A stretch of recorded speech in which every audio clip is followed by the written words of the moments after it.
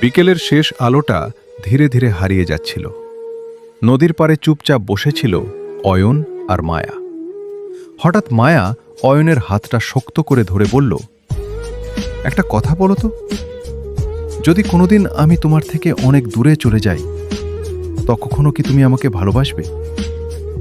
অয়ন মৃদু হেসে উত্তর দিল, দূরত্ব মানুষকে আলাদা করতে পারে, ভালোবাসাকে নয়।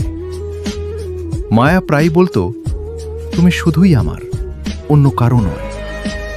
অয়ন হেসে বলতো, আমি তো সেই দিনই তোমার হয়ে গেছি যেদিন প্রথম তোমার চোখে নিজের জন্য ভালোবাসা দেখেছিলাম।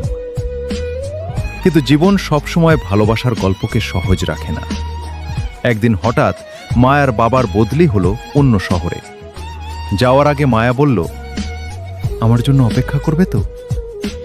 অয়ন এক মুহূর্তও দেরি না করে বলল, তোমার জন্য আমি সারা জীবন অপেক্ষা করব।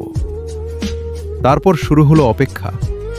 প্রতিদিন ফোনে কথা, ভিডিও কল, অসংখ্য স্বপ্ন। কিন্তু সময়ের সঙ্গে সঙ্গে ব্যস্ততা বেড়ে গেল, কথা কমে গেল। একদিন হঠাৎ মায়ার ফোন বন্ধ। একদিন, 2 দিন, 1 সপ্তাহ। অয়ন প্রতিদিন একই নম্বরে ফোন করত, কোনো উত্তর আসতো না।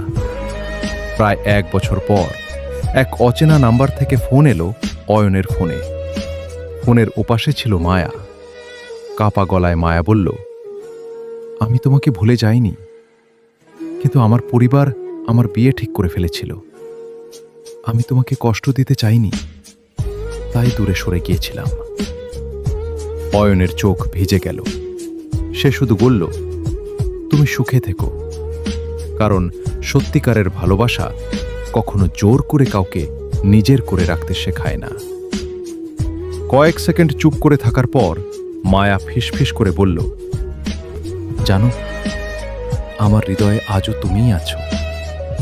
আমার কাছে তুমি আজও শুধুই আমার। কল কেটে গেল।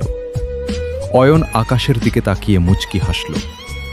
সে বুঝে গিয়েছিল, কিছু ভালোবাসা একসঙ্গে পথ চলার জন্য নয়, কিছু ভালোবাসা সারা জীবন হৃদয়ের ভেতর বেঁচে থাকার জন্য।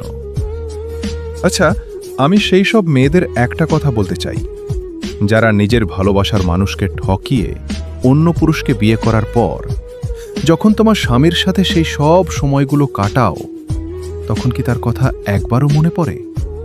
তখন তো স্বামীর কাছে সুখ নিতেই ব্যস্ত। তাই অন্যজনকে বিয়ে করে আগের ভালোবাসাকে অন্তত এইটা বলো না, আমার মনে এখনো তুমি আছো, আমি এখনো তোমাকেই ভালোবাসি।